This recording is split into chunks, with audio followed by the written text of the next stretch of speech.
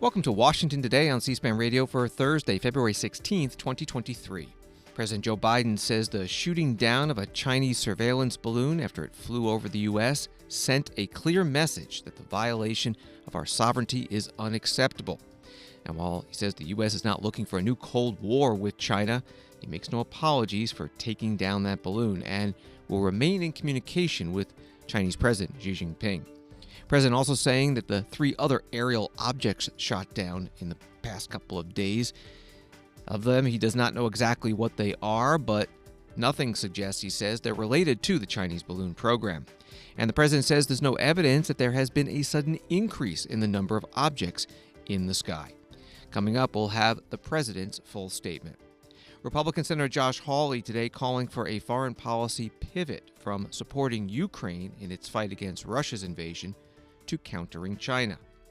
The EPA Administrator Michael Regan traveling to East Palestine, Ohio, site of the train derailment that led to a toxic chemical spill and fire, and concerns about the health effects of those who live there. He told the crowd, "I'm asking they trust the government. I know that's hard. We know there's a lack of trust. We're testing for everything that was on that train." We'll hear from the administrator and Ohio Senators J.D. Vance and Sherrod Brown and talk with a Columbus Dispatch reporter about the response and the debate over how much the federal government should be involved in the cleanup and recovery. House Speaker Kevin McCarthy leading a delegation of freshman House members to the U.S.-Mexico border in Arizona, highlighting the issues of border security, illegal immigration, and drug trafficking. Senate Agriculture Committee focusing on food aid for low-income households, the benefit known as SNAP, in its latest hearing on the 2023 Farm Bill that will be written this year. And President Biden gets his routine physical exam, closely watched by many, as he is 80 years old and thinking about running for a second term in 2024. Associated Press out of Beijing writes, China's ceremonial parliament has accused American lawmakers of trampling on the sovereignty of other nations after the U.S. passed a measure condemning a suspected Chinese spy balloon's intrusion into U.S. airspace. The statement issued Thursday by the National People's Congress's Foreign Affairs Committee repeated Beijing's insistence that the balloon was an unmanned civilian weather research airship, a claim the U.S. has dismissed, citing its flight route and payload of surveillance equipment. While China at first expressed regret over the February 4th incident, it has toughened its rhetoric in a further sign of how badly relations between the sides have deteriorated in recent years. That from Associated Press. President Biden today making an 8-minute statement about that Chinese balloon and the three other recent aerial objects shot down by the U.S. military. The president spoke in the Eisenhower Executive Office building. Last week, in the immediate aftermath of the incursion by China's high-altitude balloon, our military, through the North American Aerospace Defense Command, so-called NORAD, closely scrutinized our airspace, including enhancing our radar to pick up more slow-moving objects above our country, around the world. In doing so, they tracked three unidentified objects, one in Alaska, Canada, and over Lake Huron in the Midwest. They acted in accordance with established parameters for determining how to deal with unidentified aerial objects in U.S. airspace. At their recommendation, I gave the order to take down these three objects due to hazards to civilian commercial air traffic and because we could not rule out the surveillance risk of sensitive facilities. We acted in consultation with the Canadian government. I spoke personally with Prime Minister Trudeau from Canada on Saturday. And just as critically, we acted out of an abundance of caution and an opportunity that allowed us to take down these objects safely. Our military and the Canadian military are seeking to recover the debris so we can learn more about these three objects. Our intelligence committee is still assessing all three incidences. They're reporting to me daily and will continue their urgent efforts to do so, and I will communicate that to the Congress. We don't yet know exactly what these three objects were, but nothing right now suggests they were related to China's spy balloon program or that they were surveillance vehicles from any other country. The Intelligence Committee's current assessment is that these three objects were most likely balloons tied to private companies, recreation or research institutions studying weather or conducting other scientific research. When I came into office, I instructed our intelligence community to take a broad look at the phenomenon of unidentified aerial objects. We know that a range of entities, including countries, companies, and research organizations, operate objects at altitudes for purposes that are not nefarious, including legitimate scientific research. I want to be clear. We don't have any evidence that there has been a sudden increase in the number of objects in the sky. We're now just seeing more of them, partially because the steps we've taken to increase our radars, to narrow our radars. And we have to keep adapting our approach to dealing with these challenges. That's why I've directed my team to come back to me with sharper rules for how we will deal with these unidentified objects moving forward, distinguishing between those that are likely to pose safety and security risks that necessitate action and those that do not. But make no mistake, if any object presents a threat to the safety and security of the American people, I will take it down. I'll be sharing with Congress these classified policy parameters when they're completed, and they'll remain classified so we don't give our roadmap to our enemies to try to evade our defenses. Going forward, these parameters will guide what actions we'll take while responding to unmanned and unidentified aerial objects. We're going to keep adapting them as the challenges evolve, if it evolves. In addition, I've directed my national security advisor to lead a government-wide effort to make sure we are positioned to deal safely and effectively with the objects in our airspace. First, we will establish a better inventory of unmanned airborne objects in space above the United States airspace and make sure that inventory is accessible and up to date. Second, we'll implement further measures to improve our capacity to detect unmanned objects in our airspace. Third, we'll update the rules and regulations for launching and maintaining unmanned objects in the skies above the United States of America.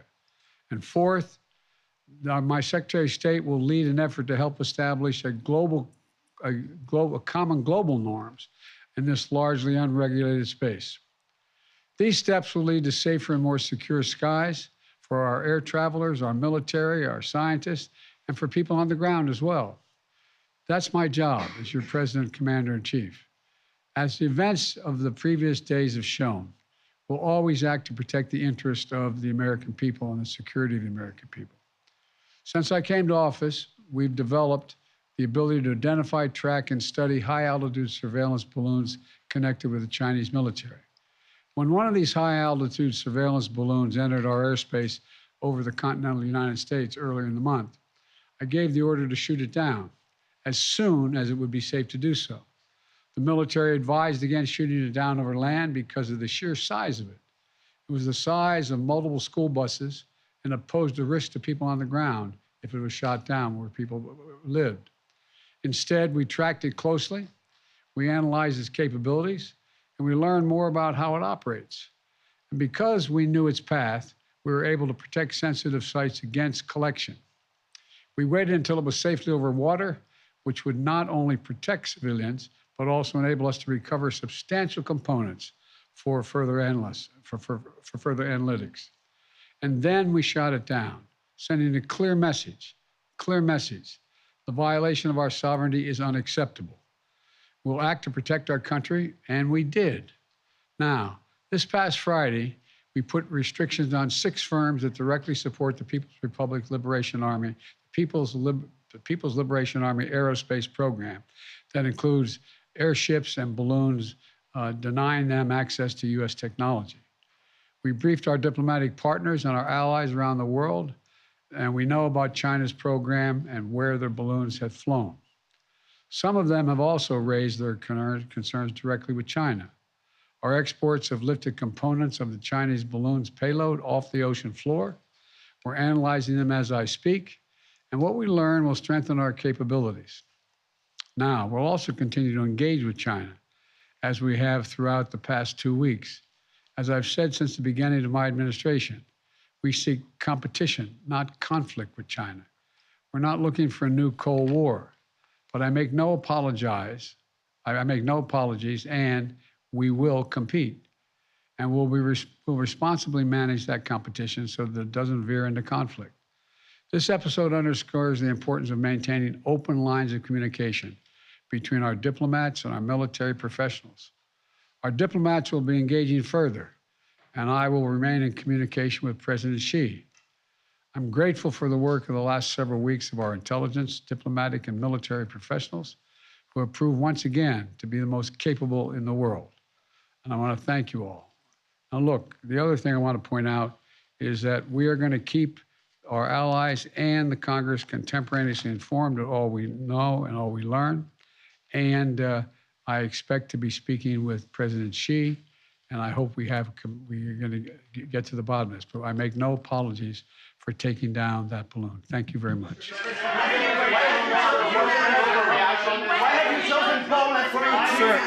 Sir, the question was it?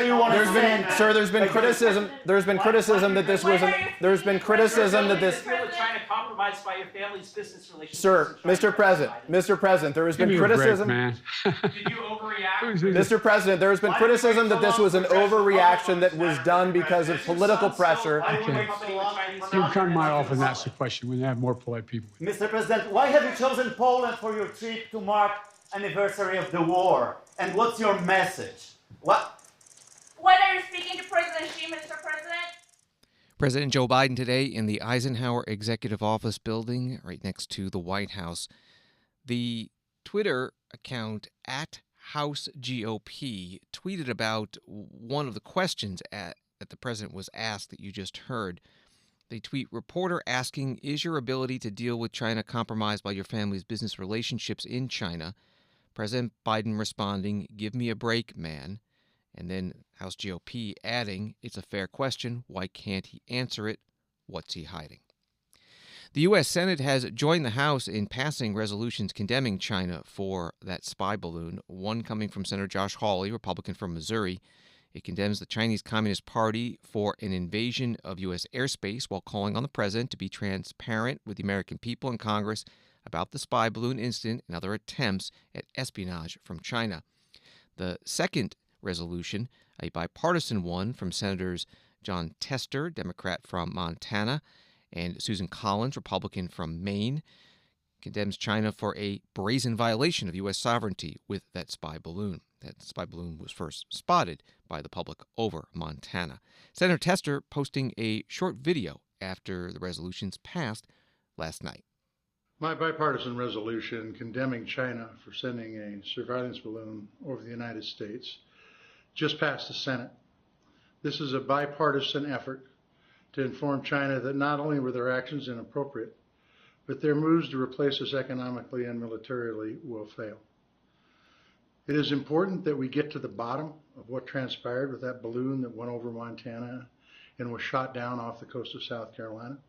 I will continue to demand answers to the questions so that we have a plan moving forward if this were to happen again.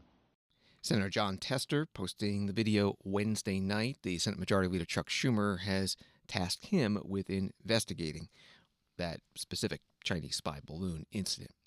Reuters reports that China announcing new sanctions against U.S. defense contractors Lockheed Martin Corporation and Raytheon Technologies Corporation over sales of military equipment to Taiwan, saying that both are now added to their unreliable entities list. That means they can't engage in import and export activities related to China. Senator Josh Hawley, Republican from Missouri, today calling on the Biden administration to take a tougher stance against China and move away from pledging support until victory for Ukraine in its war against Russia's invasion. Senator Hawley speaking today at the Heritage Foundation in Washington. We should have seen the threat from China coming years ago, but the Uniparty didn't, and they still aren't taking it seriously. Right now, we have leaders on both parties, former NATO brass, telling us that defending Ukraine is basically the same thing as deterring China. I'm sure you've heard this argument. It's all over town. It's all over the media, that if one dictator is allowed to seize territory by force in one place, then no one's territory is safe anywhere else. Now, I notice these people don't ever seem to be particularly concerned about our territory, namely our southern border, but let's just set that aside for one moment. And let's consider this idea that somehow by fighting Ukraine, we're actually deterring China in Asia.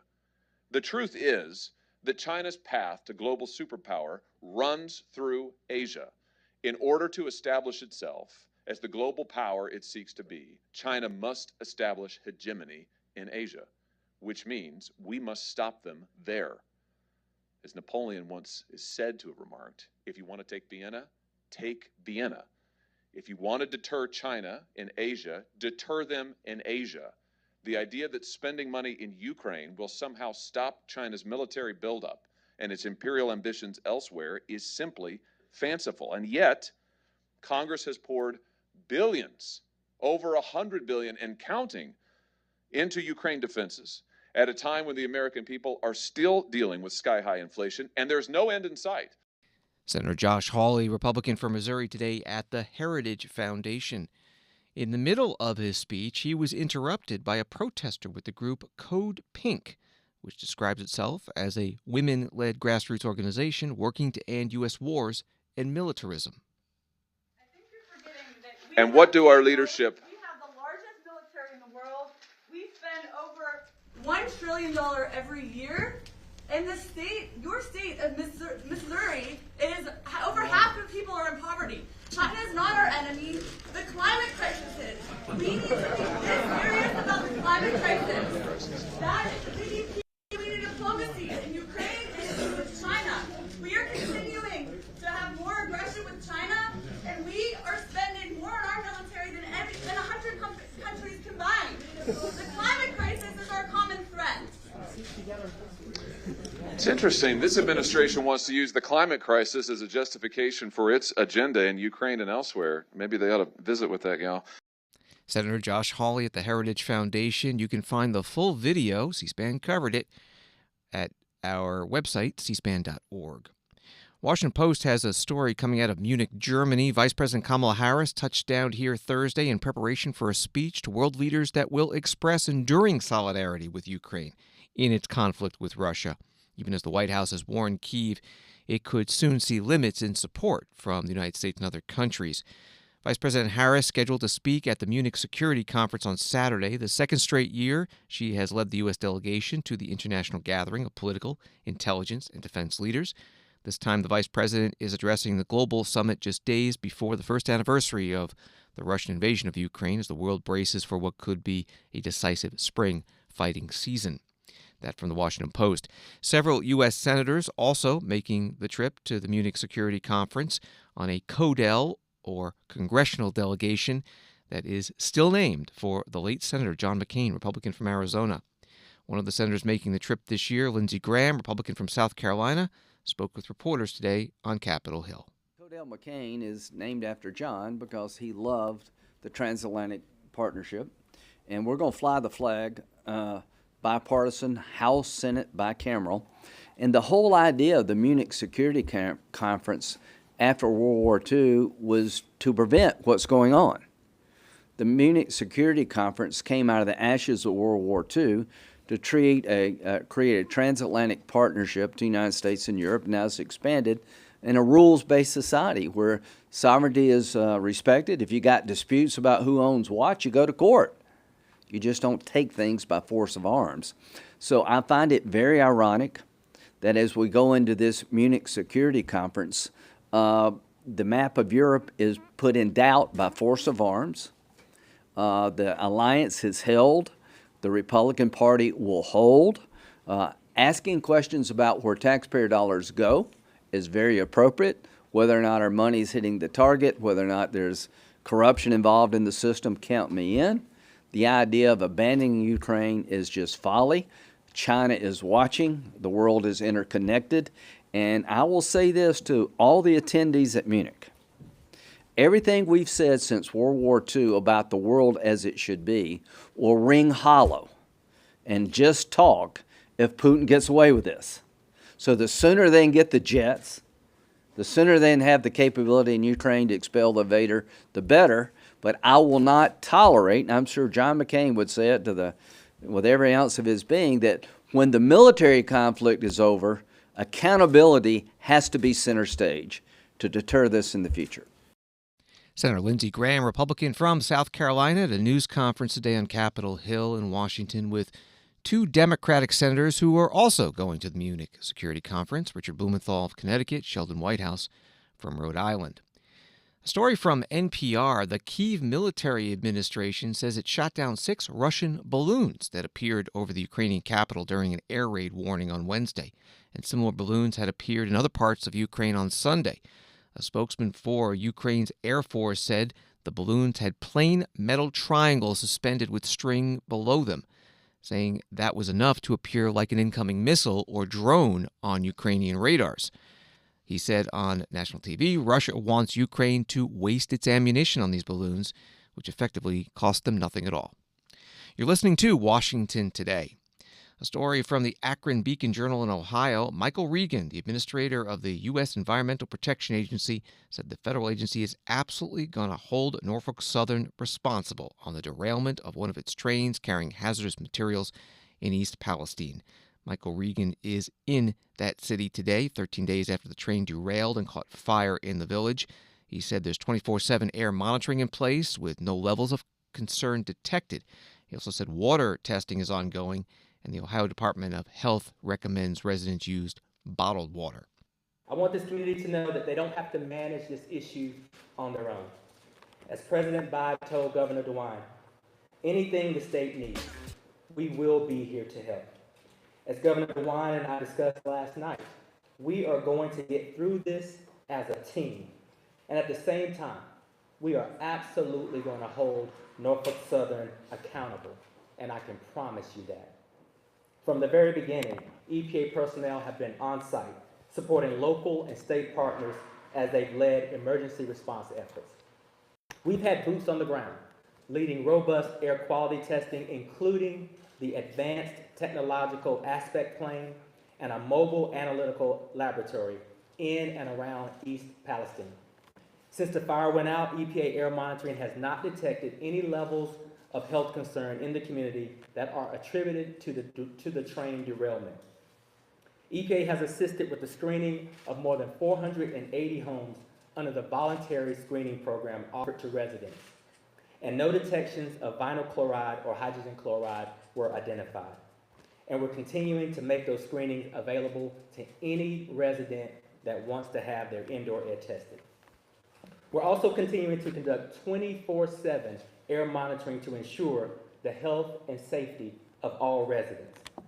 As it relates to water, EPA is supporting Ohio and the local government in determining what impact the spill has had on surface and groundwater, and ensuring that the derailment has not had an effect on drinking water supplies. The state is also working with local health agencies and public water systems to get their drinking water from groundwater sources. The state is currently awaiting those test results. For residents who rely on private drinking water wells, EPA has worked together with Ohio EPA and local health agencies to develop a residential re-entry plan to ensure that homeowners can get their private wells tested. Until test results are received, the Ohio Department of Health has recommended that residents use bottled water. The EPA Administrator, Michael Regan, had a news conference in East Palestine, Ohio. He was joined by members of Congress from Ohio, Representative Bill Johnson, a Republican, and Sherrod Brown, Senator, a Democrat.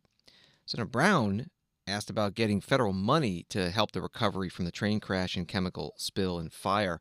Ohio's Governor Mike DeWine, a Republican, putting out a statement today saying he spoke to the White House to request federal help from the Department of Health and Human Services and the Centers for Disease Control and Prevention. But FEMA, the Federal Emergency Management Agency, continues to tell Governor DeWine that Ohio is not eligible for assistance at this time. Here's the question to Senator Brown. What does the area need to do to become eligible for federal assistance? Well, I've been working with Governor DeWine.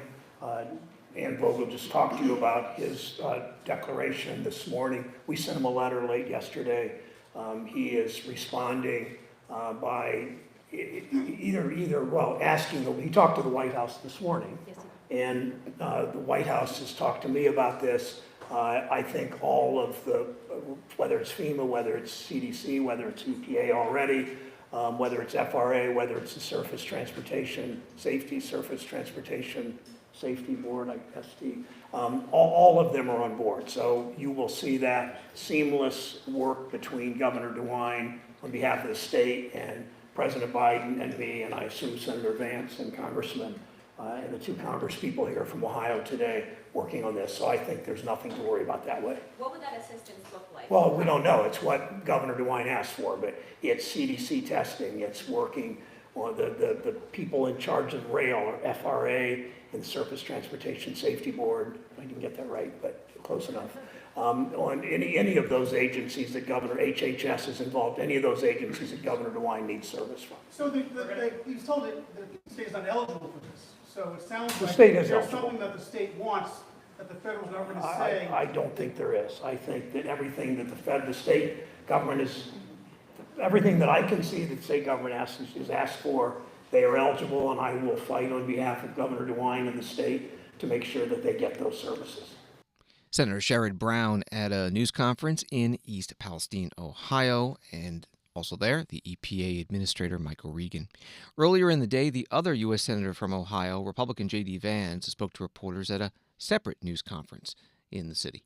And I think that one of the things we're going to have to keep hammering on is whether it's Norfolk Southern or whether it's eventually the federal government, these guys need a lot of equipment replacement in order for them to do their job. So that's something we're going to be focusing on. And then finally, we need to give this community long-term confidence that their health is protected. Even if, let's say for the sake of argument, we have no concerns about the safety of the air or the water. And as I just said, I do have concerns. But for the sake of argument, let's say we have no concerns. We have a community that's been affected by this tragedy that is justifiably very worried about what's going on. And so we need to give people confidence that this is a safe place to live, to work, to raise a family. And that's going to be something we focus on, I think, for the next 2 years, the next 5 years, maybe the next 10 years. So happy to take some questions. I would like to start with the local folks first, just to make sure that their questions are answered. But I'll take everybody's question. Sir. Senator Brown says he wants the governor to declare this a disaster and to have FEMA come in and help. Do you agree? Should that happen? So I haven't seen that. I've talked to the governor about this. The one issue that we have to be careful about is we don't let Norfolk Southern off the hook. There's some tension between declaring a federal disaster and having FEMA come in and then shifting the liability of this accident to the federal government as opposed to the train company that actually caused the problem. So we have to be careful about that. But I'd say my main emphasis is we need to get the resources necessary for this community to rebuild. Just to follow, please. What would be more helpful for folks who live here? Having this declared a federal disaster or not? It's a good question, John, and I think we need to actually figure out how we Tom.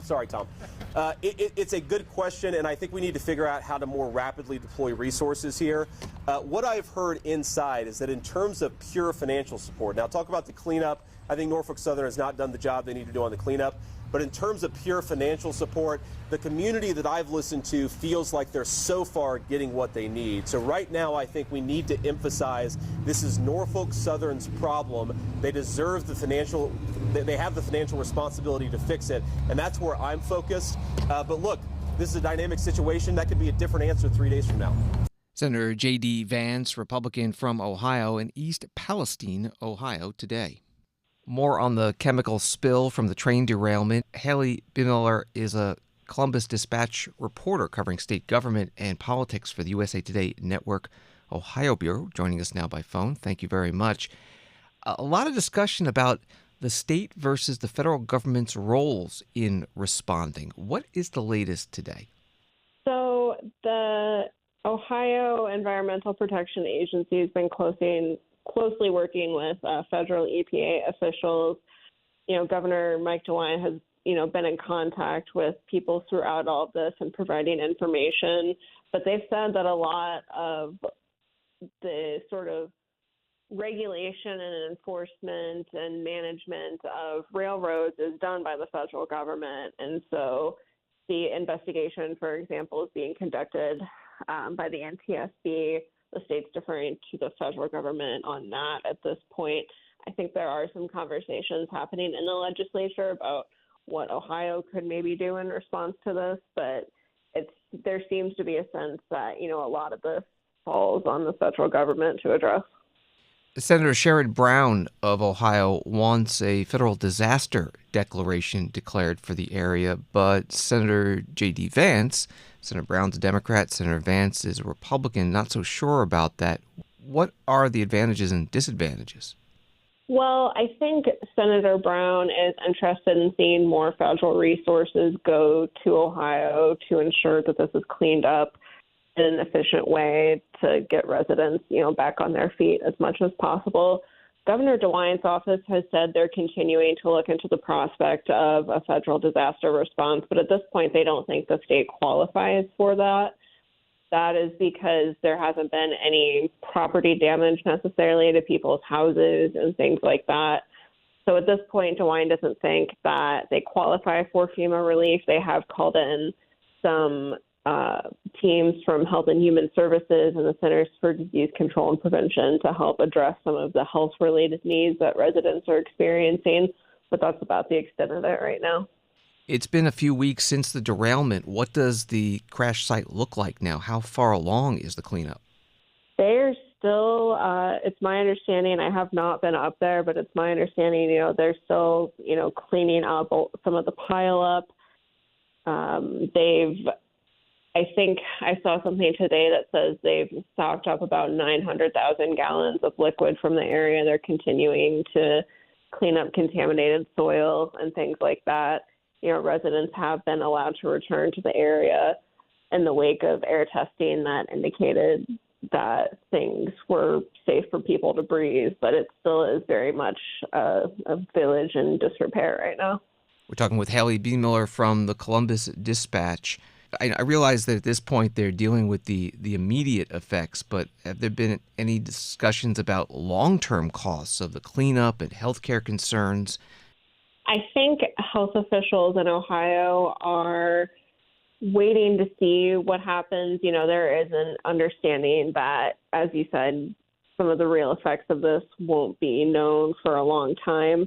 I know one thing that's been on people's minds is, whether their drinking water is safe, and there are some private wells that have undergone testing, and we're still awaiting results on that.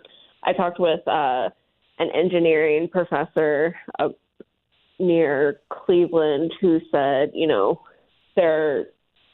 long term, there could be concerns about if any of this got into the groundwater versus the surface water, and, whether that is, going to affect people's wells, maybe not necessarily right away, but sometime in the future. So I think, this community is going to be potentially feeling the effects of this, for a long time to come beyond just, this initial aftermath. And finally, we've been seeing video of town hall meetings out of East Palestine where people are very angry. Who are they angry at?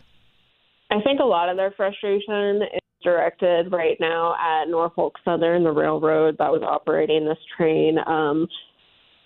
People were hoping at the town hall last night, actually, to hear from the railroad officials directly, but they declined to attend the town hall due to security concerns, according to the mayor.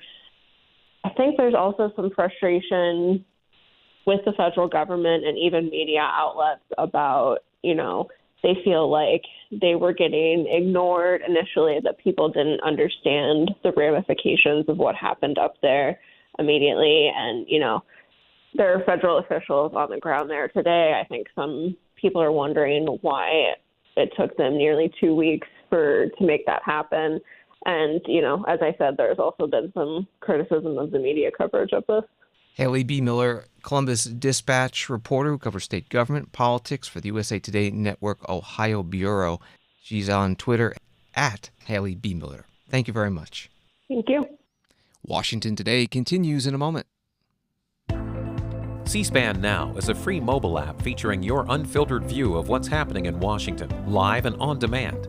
Keep up with the day's biggest events with live streams of floor proceedings and hearings from the U.S. Congress, White House events, the courts, campaigns, and more from the world of politics, all at your fingertips.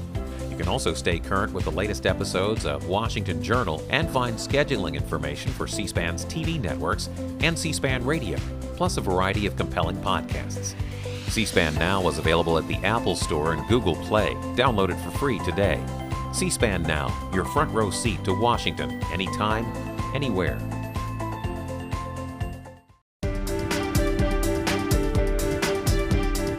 Welcome back to Washington Today, which you can get as a podcast anywhere you get your podcast and on the C-SPAN Now mobile app. President Biden traveling this morning to Walter Reed National Military Medical Center in Bethesda, Maryland, to get his regular physical examination. It's his second one since being elected president. Last one was in 2021. And when they got back to the White House Press Secretary Karine Jean-Pierre asked how it went. The president's back from his physical. Are we going to get a readout position at some point? So, as you just mentioned, the president has his physical this morning. It was very much, the exam was straightforward. And as you all saw, he returned to the White House to get back to work. Hopefully in a couple of hours later today, we will have a comprehensive written report from his doctor. This is going to be the same transparent way that we did it back in 2021. So you can expect to hear directly from his doctor via this comprehensive written report. And any flags in the physical? I don't want to get ahead of the doctor. As you saw, he just got back moments ago. They're working to finalize the memo. As soon as we have that for you all, we certainly will share that. The White House Press Secretary Karine Jean-Pierre with reporters in the White House briefing room. President Biden himself doing an interview today with NBC News saying that he believes that the physical went very well. And then later, the physician to the president, Dr. Kevin O'Connor, putting out a 5-page detailed statement. The last part is labeled the summary, and it says this patient's current medical considerations are detailed as above. They include AFib with normal ventricular response, hyperlipidemia, gastroesophageal reflux, seasonal allergies, spinal arthritis, and mild sensory peripheral neuropathy of the feet.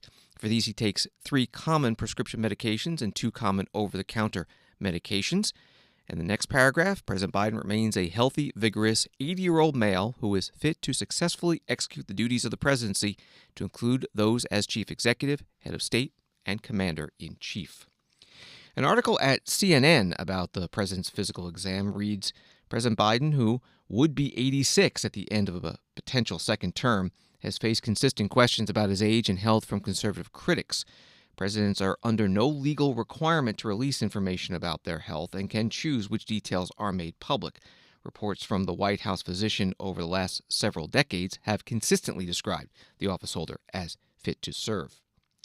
Republican presidential candidate Nikki Haley has proposed that all politicians 75 years and older be required to take a mental competency test.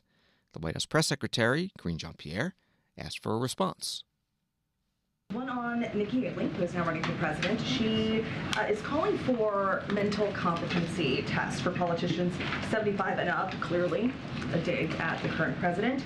In her first speech, since announcing her run, she said America's not past our prime, it's just that our politicians are past theirs. We won't win the 21st century if we keep trusting politicians from the 20th century. Does the president have any response to that statement? So I'll say this, again, I'm going to be very careful as I am when speaking about a candidate. She's currently, as you all know, a candidate for 2024, so I am covered by the Hatch Act, so I'm not going to speak to her directly and her comments specifically, but I will say this more broadly. We've heard these types of attacks or remarks before, and if you go back to 2020, they said that the president couldn't do it in 2020 and attacked him there, and he beat them. In 2021, when he entered the White House and worked to do his best to turn everything around with the economy tanking, with no COVID, real COVID comprehensive response, the president got to work and was able to pass the American Rescue Plan with the help of Democrats in Congress. And guess what? They turned around the economy, and he beat them there too. In 2022, when everyone was talking about a red wave and saying that we were going to get another shellacking, if you will, the president beat them at their own game there as well. And so I don't know, maybe they've forgotten, maybe they're forgetting the wins that this president has had over the last couple of years, but I'm happy to remind them anytime. White House Press Secretary Karine Jean-Pierre with reporters in the White House briefing room.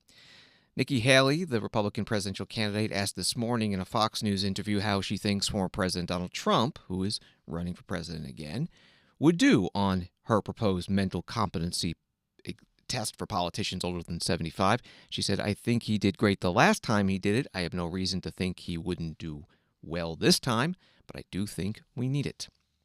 Senator John Fetterman, Democrat from Pennsylvania, his office says that he checked himself into Walter Reed National Military Medical Center Wednesday night for treatment of clinical depression, and that, quote, he is getting the care he needs and will soon be back to himself. Many senators and House members extending their support. Senator Tina Smith, Democrat from Minnesota, tweeting, "In the short time I've worked with John Fetterman, I've been struck by his resilience and heart. John is doing exactly what he should do, which is seek help. Seeking help when you need it is a sign of strength, not weakness, something that John is demonstrating for all of us." This is Washington Today. A House Republican delegation traveling to the U.S.-Mexico border in Arizona today, led by the Speaker Kevin McCarthy, Republican from California, joined by 4 Republican freshman representatives. They're there to get an update on border security and immigration issues from Customs and Border Protection, Tucson sector. Before a tour of the border, the Speaker spoke with reporters.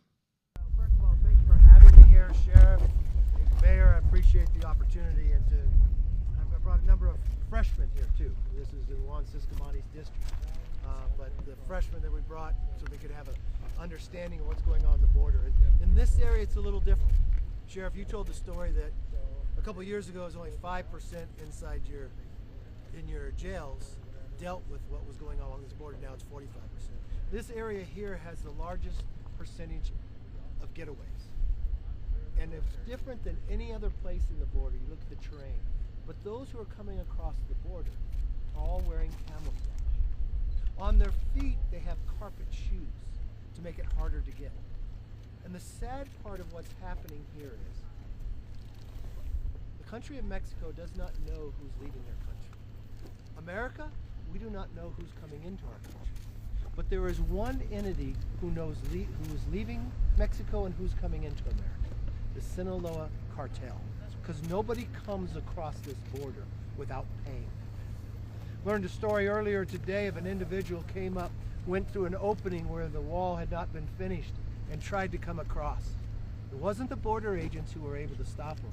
It was the cartel who grabbed him and beat him. And this is the problem what's happening. So we're here to gather information. Since I become Speaker, what I'd like to have is make sure the sheriff came to Washington, gave a powerful testimony.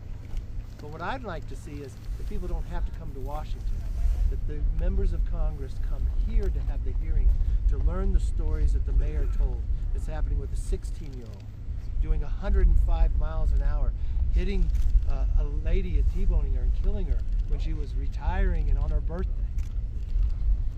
16 years old, came from Phoenix because the cartels are hiring. I just listened to the sheriff, says the #1 employer in this community is now the cartel.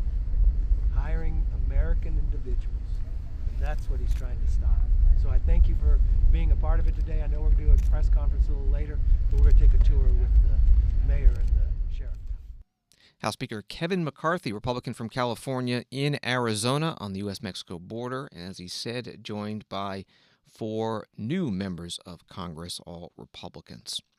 Supreme Court today removing from its calendar an oral argument in a case about Title 42, that's the COVID-19 health emergency policy which limits migrants' ability to seek asylum.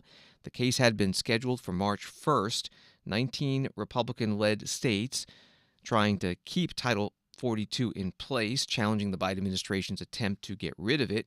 The Supreme Court did not give a reason for taking the case off its calendar, but President Biden plans to end the national public health emergency on May 11th, and has said in court filings that doing so would make this case moot.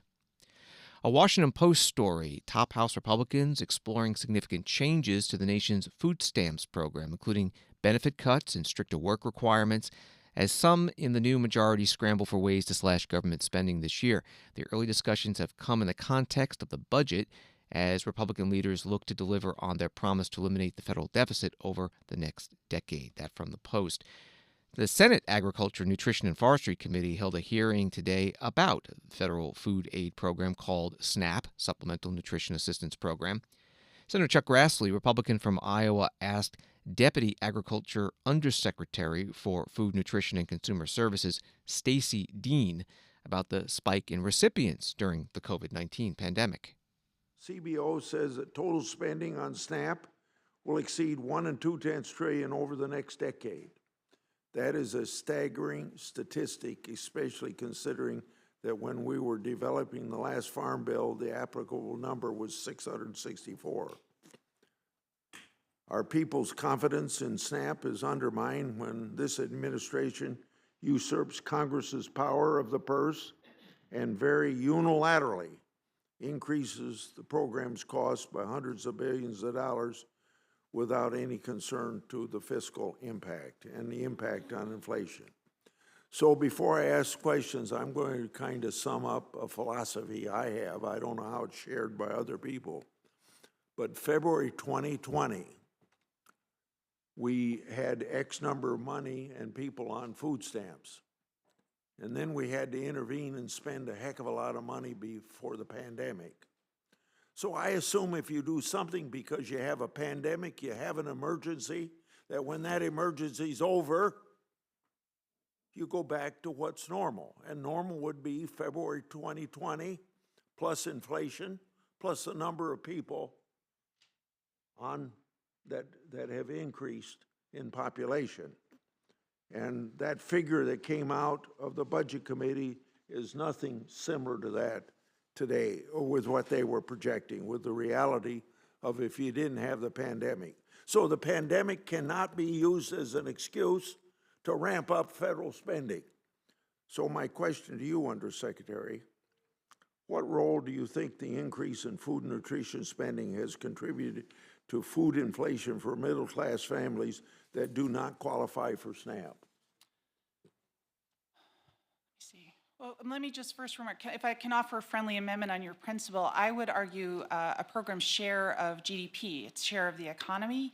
You were talking about actual real spending, which I appreciate. I think its share of the GDP is probably a better marker, and I do expect that SNAP will return back as we see participation fall in response to a stronger economy. That does take longer amongst low-income households. We saw that after the Great Recession too, right? They are often first fired, last hired, and their ability, when the economy recovers, it doesn't always include everyone equally. And so it will just take a little longer, I would imagine, for participation to abate, but we expect to see that. In terms of the broader question you asked, that might be a better question for our Office of Chief Economist, and I will check in with them, but it's important to remember that while SNAP spending is extraordinarily important to the households who receive it, benefits modest though they are, it is actually a relatively small share of the overall ag economy and food economy, and we can get that to you, sir. Stacy Dean, Deputy Agriculture Undersecretary for Food, Nutrition, and Consumer Services. Question by Senator Chuck Grassley, Republican from Iowa, at today's Senate Agriculture Committee hearing. About 41 million people get SNAP benefits now, each eligible household receiving an average of $230 per month. Another committee member, Senator Raphael Warnock, Democrat from Georgia, asked Undersecretary Dean about a proposed change to SNAP eligibility, dealing with those who have served time in prison for drug offenses. Today in America, federal law, in some instances, it seems to me, informed and supported by a view of the faith that sees it as a weapon rather than a bridge, is denying food assistance to returning citizens who were previously convicted of a drug-related felony, including nonviolent offenders and those who have served their time at a time when we understand much more than we did 30 years ago, 40 years ago about drug use, the ways in which huge swaths of our population, whether we're talking about poor urban black folks or poor white people in rural communities, engaged in self-medication and dealing with this illness. So convicted of a drug-related felony are being denied, having paid their price, paid their debt to society, being denied food assistance The Biden administration, Ms. Dean, has proposed to eliminate this restriction. Why is this a high priority for the administration, and who would be helped? Thank you, Senator, and thank you for slowing things down and reminding us of why these federal nutrition programs exist. The Biden administration supports enthusiastically repealing the ban, which is a state option, because it worsens food hardship, as you just said. When an individual is leaving incarceration, we want to support successful reentry. Denying food undermines that fundamental goal. Stacey Dean is Agriculture Deputy Undersecretary for Food, Nutrition, Consumer Services, questioned by Senator Raphael Warnock, Democrat from Georgia, at today's Senate Agriculture Committee hearing. It's the latest in a series of hearings the committee is holding as it writes the 2023 Farm Bill, which would be the latest in a series of farm bills that have been passed into law every 5 years since 1933. Wall Street today, the Dow down 431, NASDAQ down 214, S&P down 57. During this Black History Month, President Joe Biden and First Lady Jill Biden screening the movie Till at the White House tonight. The movie tells the story of 14-year-old Emmett Till of Chicago visiting family in Mississippi in 1955 and being lynched after allegedly whistling at a white woman, and how the murder became a turning point in the civil rights movement. The president spoke before the movie was played. To remember history is to shine a light on the good, the bad, the truth, and who we are as a nation. And our history shows that while darkness and denialism hide very much, they erase nothing. They can't erase the past. They shouldn't. Only with truth comes healing and justice and repair and another step forward for that promise we all made, have never reached, a more perfect union. But we've never fully given up on it. That's why we can't just choose to learn what we want to know and what we shouldn't. We have to learn what we should know. We should know everything about our history. And that's what great nations do. Great nations. And we're a great nation. And that's why history matters so much. You know, that's why this film matters so much. You know, it was almost exactly 1 year ago that I signed a law more than 100 years in the making. It was an honor. It's one of the great honors of my career, the Emmett Till Anti-Lynching Act, making lynching a federal hate crime. You know, folks, lynching is pure terror, enforcing the lie that not everyone belongs in America and not everyone is created equal. Pure terror to systematically undermine hard-fought civil rights. Innocent men, women, children hung by a noose from trees, bodies burned, drowned, castrated. Their crimes, trying to vote, trying to go to school, trying to own a business, trying to preach the gospel, false accusations of murder, arson, robbery, lynched for simply being black, nothing more. With white crowds, white families gathered to celebrate the spectacle, taking pictures of the bodies and mailing them as postcards. Hard to believe, but that's what was done. And some people still want to do that. You know, as this film powerfully does, it tells the story of a mother's loss and a young son's promise, a nation's reckoning about hate, violence, and power.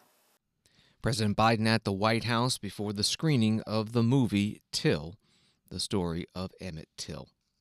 Some news out of Georgia tonight. A portion of the special grand jury report released saying that one or more witnesses in the criminal investigation of former President Donald Trump may have lied under oath while testifying, and the report recommends the Fulton County District Attorney pursue indictments for perjury in those cases.